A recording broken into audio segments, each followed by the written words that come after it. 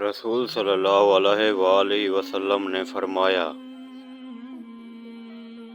حجر اسود جنت سے اترا وہ دودھ سے زیادہ سفید تھا،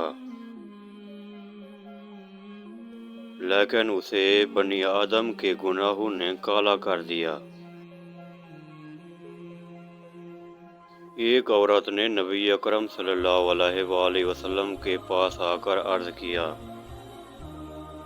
میری ماں مر گئی ہے، وہ حج نہیں کر سکتی تھی، کیا میں اس کی طرف سے حج کر لوں؟ آپ نے فرمایا، ہاں تو اس کی طرف سے حج کر لے۔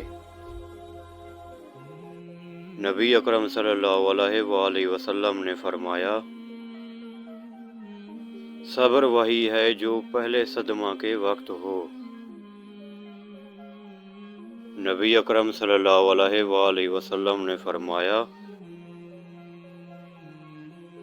جو گردن پھاڑے، چہرہ پیٹے اور جاہلیت کی ہانک پکارے،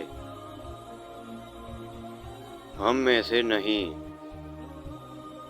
ہم رسول صلی اللہ علیہ وآلہ وسلم کے ساتھ ایک جنازے میں نکلے۔ آپ نے کچھ لوگوں کو سوار دیکھا تو فرمایا،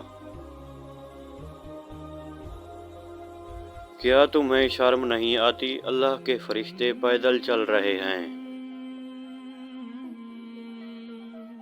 اور تم جانوروں کی پیٹھوں پر بیٹھے ہو۔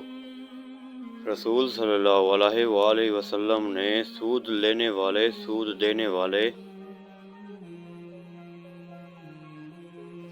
اس کے دونوں گواہوں اور اس کے لکھنے والے پر لعنت بھیجی ہے۔